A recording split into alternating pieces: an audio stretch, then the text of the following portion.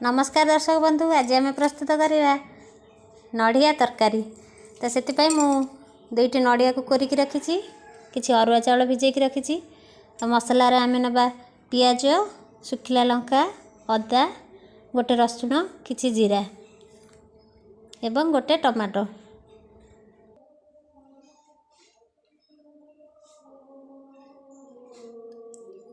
गोटे टमाटो को मुझे काटिक रखी। प्रथम आम नड़िया एवं अरुआ चाउल को मिसेकी ग्राइंडिंग करनबा।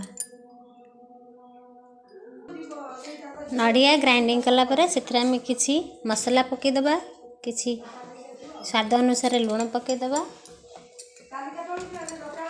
अल्प किसी हलदी गुंड पकईदबा और भल भाव मिक्स करके ताकू आम बरा बनैबा।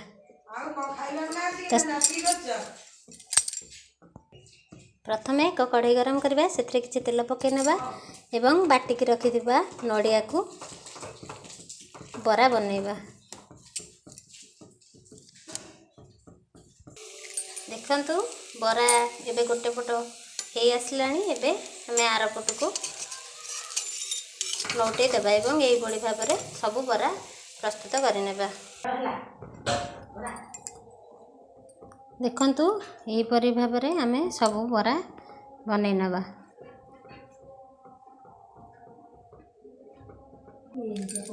प्रथम कढ़ई बसिया किसी तेल गरम करवा, से किसी सोरिष तेल पकेबा, किसी चीनी पकेबा।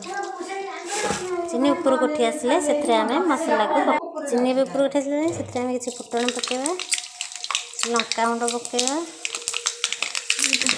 और मसला को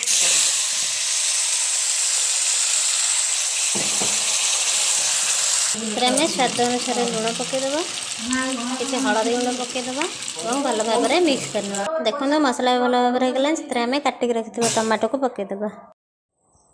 टमाटो को भल भाव में कषि नबा। टमाटो भी भल भाव में होगलानी, से पानी देदबा एवं तरकारी को किछि समय फुटवा पई छाड़ीदबा। देखो तरकारी भी भल भाव में फुटलानी, से बनैकी रखि नड़िया बरा को पकईदबा एवं हल्का भाव में फुटे नबा।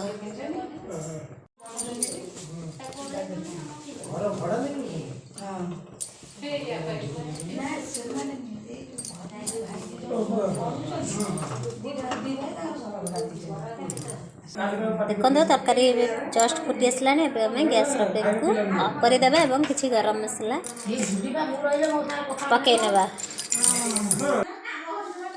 देखंतु एबे हमारा प्रस्तुत हो गला नड़िया तरकारी। याकू आपण भात सहित खाई परिबे, रोटी सहित खाई परिबे। अब मन रखिए सब बेले नड़िया जिते बड़े तरकारी फुटी आसो बरा को हल्का किछि समय पकईबे। बेसी समय पकईले नड़ियाटा बरा आमर तरकारी रे खोली जीवो। यदि रेसिपीटी आपन को भल लगु थाए लाइक शेयर करंतु, सब्सक्राइब करंतु एवं कमेंट करिया पे जमा भी भूलंतु नहीं। धन्यवाद।